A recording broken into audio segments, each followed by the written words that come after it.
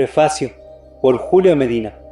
La hora presente es gravísima para la humanidad y hay que hablar claro y recio en estos momentos en que todas las religiones, sectas, escuelas, logias, creencias, órdenes, clanes, partidos políticos y naciones viven en una lucha terrible buscando su propia supervivencia. Es la hora del ser y del no ser de la filosofía. Este es un instante decisivo para la humanidad, por lo tanto nos toca hablar con claridad para poder prestar ayuda inmediata a los que quieran hacerse asistentes a la sala de sabiduría divina. Centenares de espiritualistas de aula se ruborizaron con nuestro lenguaje de combate usado en el primer prefacio de esta obra, la cual revolucionó a muchas escuelas espiritualistas. Pero ello fue necesario en los comienzos para poder despertar a los dormidos de todas las creencias y brindarles una ayuda necesaria.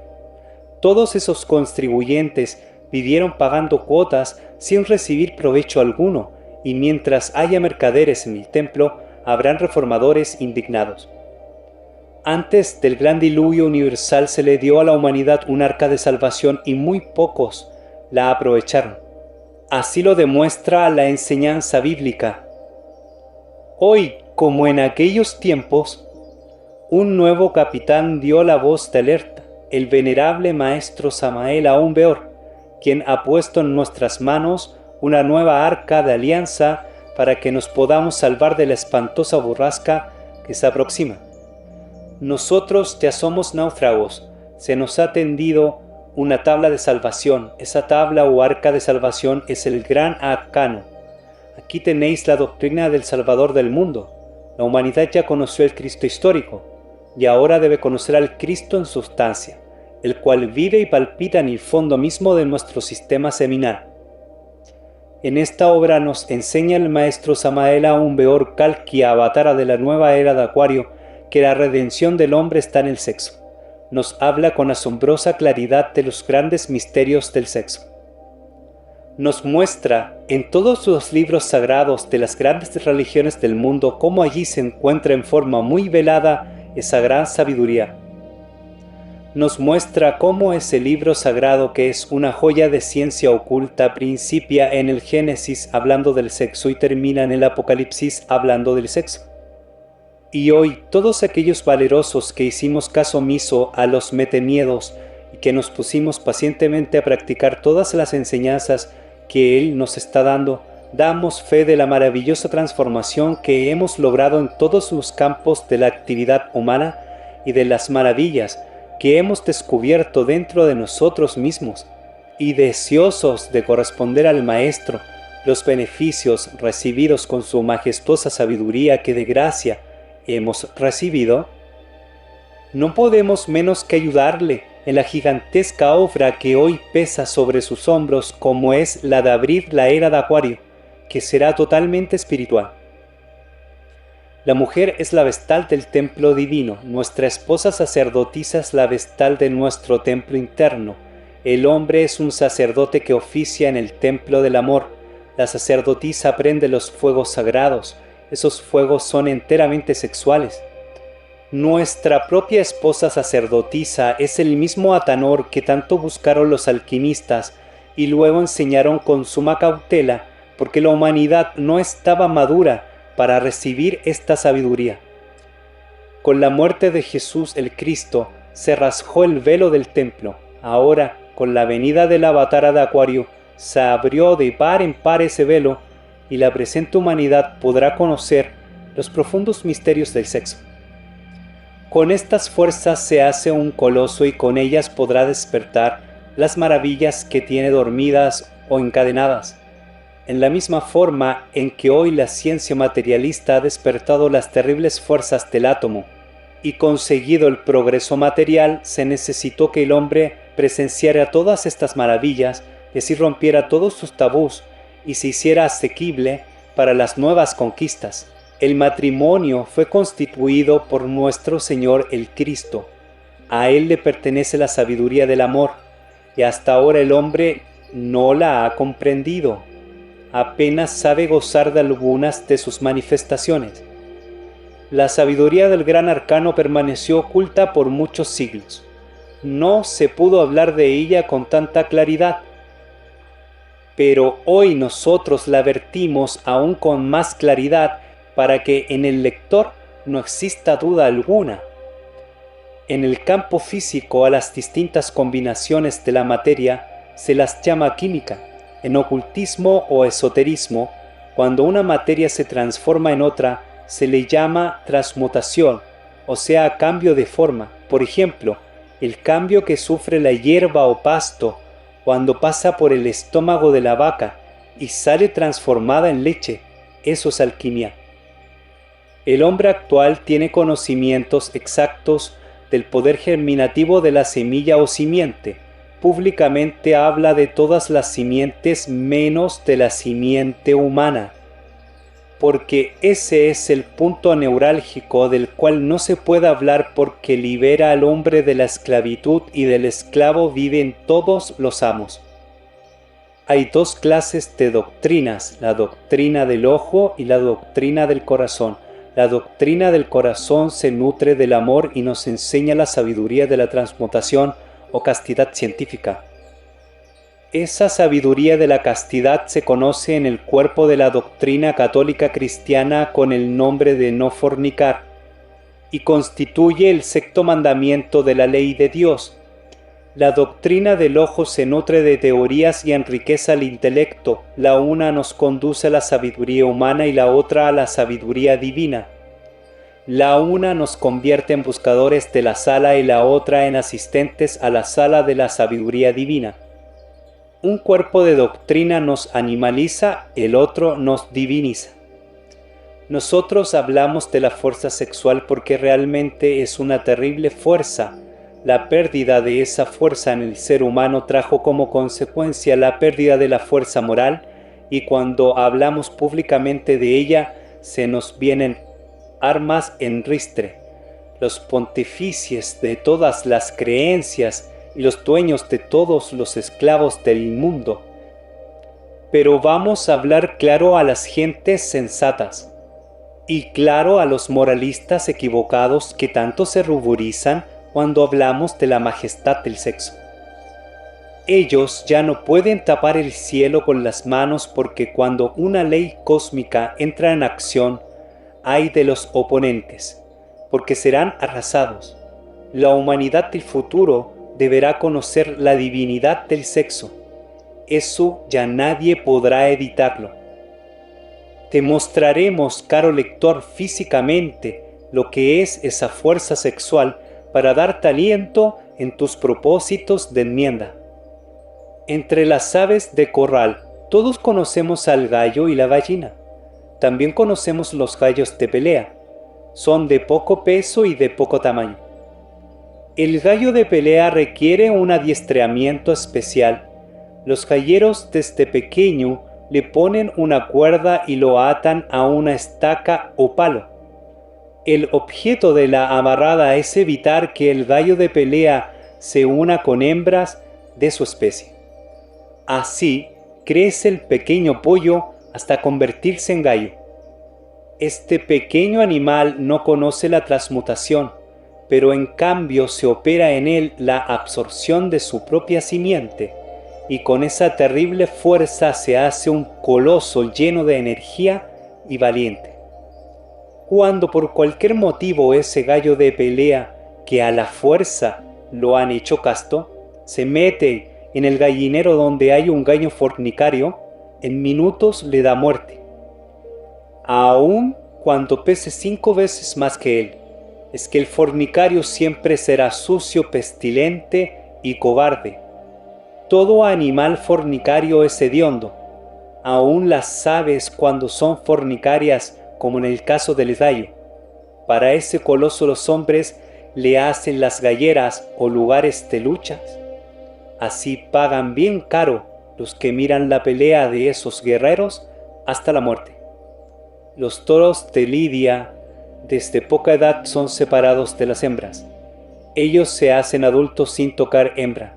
Allí se opera también la absorción de su propio semen, porque esa bestia no conoce de transmutación, que es capacidad del ser humano. de manera que aun siendo un acto enteramente animal, el beneficio que recibe aquel macho no tiene igual. Se cría con una bella estampa lleno de fiereza y agilidad. Su pelo brilla y su costo supera al novillo de mercado. Los hombres le construyen circos que valen millones y cuando lidian a uno de esos colosos, las gentes pagan lo que les pidan por verlos morir como valientes. A los caballos de carrera se les llama potros y putrancas porque jamás los juntan con yeguas o caballos. Esta bestia tampoco conoce de transmutación y solo opera en ellos la absorción de su propia simiente, es decir, un acto enteramente animal similar a la de la eyaculación, y sin embargo la bestia se embellece, su pelo brilla, su estampa es colosal. Los grandes criadores saben que el caballo pierde su materia seminal con la erección y entonces le ponen en el glande o cabeza del pene un aro de plata que evita que el animal llegue a la erección y por consiguiente pierda su material seminal. Esto lo tienen los grandes criadores como un secreto indecible. A estos colosos que a la fuerza le hacen no perder su simiente, los hombres les construyen costosos hipódromos donde se cobran grandes sumas para poderlos mirar. Y millones de hombres en el mundo están pendientes de sus favoritos y hacen apuestas colosales. Todo ello es obra de esa terrible fuerza sexual que nosotros estamos empeñados en que no la pierdan los buenos y mansos que viven botando lágrimas, porque no saben que son dioses en potencia. Si los hombres supieran lo que van a perder cuando van a fornicar, en lugar de ir riendo, irían llorando. Así nos ha dicho el venerable maestro. Para entender esto, veamos lo que le pasa a un animal cualquiera. Tomemos al caballo del cual estamos tratando. Cuando este animal dura tan solo una noche en connubio con una yegua, al día siguiente no rinde trabajo, se llena de sudor y no puede con un hombre que pesa 8 veces menos que él. El caballo como animal que es produce fuerza, y si con el solo contacto de una noche pierde su fuerza, ¿qué no acontecerá con el ser humano que queriendo sobrepasar a la bestia se junta todas las noches? El hombre produce fuerza moral, pero esta fuerza también se pierde con la fornicación. He ahí por qué tanta irresponsabilidad moral y los señores moralistas fornican en privado y escriben libros y nuevos textos sin saber dónde es y qué se encuentra mal. Si un solo espermatozoide tiene el poder de crear un cuerpo tan perfecto como es el del ser humano, ¿qué no haremos nosotros con los millones que nos reservamos para darnos luz y sabiduría a nosotros mismos? Hoy millones de hombres están cayendo ciegos al abismo, y esos ciegos se guían unos a otros pero siempre en dirección al abismo. Los hombres buenos de todas las creencias solo son sombras buenas, pero sombras, porque les falta la luz crística que vive y palpita en el fondo mismo de nuestro propio sistema seminal. Esa luz interna nos conducirá algún día hasta el Padre muy amado. El Cristo nuestro Señor nos dijo: yo soy el camino, yo soy la verdad, yo soy la vida. Conoce, caro lector, el esoterismo crístico, agárrate de esta tabla de salvación y no cambies, como Esaú, los derechos de la progenitura, por un plato de lentejas, porque los tiempos del fin han llegado y no hay tiempo que perder, con Cristo o con Yahweh, con Dios o con el diablo, con la luz o con las tinieblas, con el bien o con el mal, con la vida o con la muerte, con las escuelas internas o con las escuelas externas, con Samael aún peor o contra él, a la batalla, a la batalla, a la batalla. Introducción. He escrito este libro para los pocos. Digo para los pocos porque los muchos ni lo aceptan, ni lo comprenden, ni lo quieren. Cuando salió a la luz la primera edición del Matrimonio Perfecto, produjo un gran entusiasmo entre los estudiantes de todas las escuelas, logias, religiones, órdenes, sectas y sociedades esotéricas. El resultado de dicho entusiasmo fue la formación del movimiento gnóstico. Dicho movimiento empezó con unos pocos comprensivos y se volvió completamente internacional. Muchos estudiantes de ocultismo estudiaron este libro. Pocos lo comprendieron, muchos, entusiasmados por el tema encantador del matrimonio perfecto, ingresaron a las filas del movimiento gnóstico. Se pueden contar con los dedos de la mano aquellos que no se salieron del movimiento gnóstico. Muchos juraron lealtad ante el ara de la gnosis, pero en realidad de verdad casi todos violaron sus juramentos. Algunos parecían verdaderos apóstoles, que nos parecía hasta un sacrilegio dudar de ellos, pero a la larga tuvimos que convencernos con infinito dolor de que también eran traidores. Muchas veces les bastó a esos falsos hermanos leer un libro o escuchar a un nuevo conferencista llevado a la ciudad para retirarse del movimiento gnóstico. En esta batalla por la nueva era acuaria, que se inicia el 4 de febrero de 1962, entre 2 y 3 de la tarde, tuvimos que aprender que el abismo está lleno de equivocados sinceros y de gentes de muy buenas intenciones. El matrimonio perfecto y el Cristo cósmico constituyen la síntesis de todas las religiones, escuelas, órdenes, sectas, logias, yogas, etcétera, etcétera. Es lástima en verdad que tantos que hallaron la síntesis práctica se hayan salido de ella para caer en el intrincado laberinto de las teorías. Cuenta la tradición que en el centro del laberinto existía la síntesis, es decir, el lábaro del templo. La palabra laberinto viene etimológicamente de la palabra lábaro. Este último era una hacha de doble filo, símbolo de la fuerza sexual masculino-femenina. Realmente quien encuentra la síntesis comete la más grande de las tonterías cuando se sale del centro y se regresa a los complicados corredores de todas las teorías que forman el laberinto de la mente. Cristo y la magia sexual representan la síntesis religiosa. Si hacemos un estudio comparativo de religiones, descubriremos que en el fondo de todas las escuelas, religiones y sectas esotéricas existe el falismo. Recordemos a Peristera, ninfa del cortejo de Venus transformada en paloma por el amor. Recordemos a la Venus virtuosa, recordemos las procesiones del dios Priapo. En la vieja Roma, a Augusta de los Césares, cuando las sacerdotisas de los templos llenas de éxtasis portaban majestuosamente un enorme falo de madera sagrada. Con justa razón dice Freud, el fundador de la psicoanálisis, que las religiones tienen origen sexual. En el matrimonio perfecto se encierran los misterios del fuego. Todos los cultos al fuego son absolutamente sexuales. Las vestales fueron verdaderas sacerdotisas del amor. Con ellas los sacerdotes séviles alcanzaron el adeptado. Es muy lastimoso que las modernas monjas no conozcan la clave de la magia sexual.